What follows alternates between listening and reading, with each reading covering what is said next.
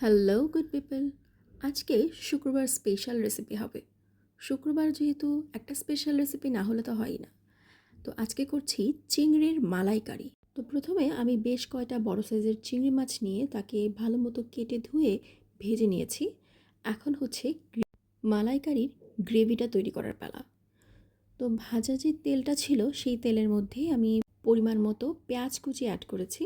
এখন পেঁয়াজ কুচিটা একটু ব্রাউন করে ভেজে তাতে আমি আদা রসুন বাটা এবং বাদবাকি যে মশলাগুলো লাগে সেগুলো পরিমাণ মতো দিয়ে নিচ্ছি।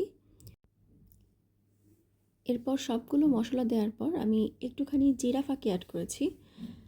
তারপর ভালো করে এটাকে নেড়ে চেড়ে মিক্স করে নেব আর বেশ অনেকটা সময় ধরে মশলাটাকে কষিয়ে নেব। রান্নার স্বাদ ডিপেন্ড করে তার কষানোর উপর, তাই কষানোটা যদি আপনি ভালো মতো করতে পারেন তাহলে রান্নাটা দেখবেন অনেক বেশি মজাদার হবে। তো ভালো করে কষিয়ে নেবার পর তাতে একটু করে পানি দিয়ে আবার একটু কষিয়ে তাতে এখন আমি বেশ অনেক পরিমাণ টক দই অ্যাড করে নিচ্ছি। যেহেতু মালাইকারি তৈরি করছি টক দইটা মাস্ট।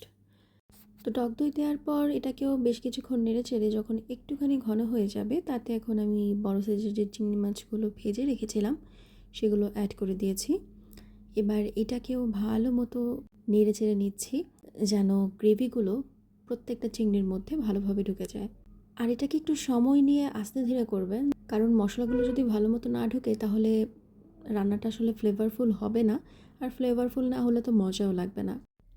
তো এই তো আমার চিংড়ির মালাইকারি অলমোস্ট রেডি হয়ে গেছে। এখন একদম শেষের দিকে আমি দুটো বড় কাঁচামরিচ দিয়ে দিয়েছি, হালকা একটু ভেঙে নিয়েছি যেন কাঁচামরিচের ফ্লেভারটা অ্যাড হয়। আর লাস্টে একটুখানি পানি অ্যাড করলাম। আর এই পানিটা যখন শুকিয়ে প্রায় ঘন হয়ে যাবে তখনই আমার চিংড়িটা একদম খাওয়ার জন্য প্রস্তুত। তো এখন গরম গরম ভাতের সঙ্গে পরিবেশন করার পালা। আল্লাহ হাফেজ।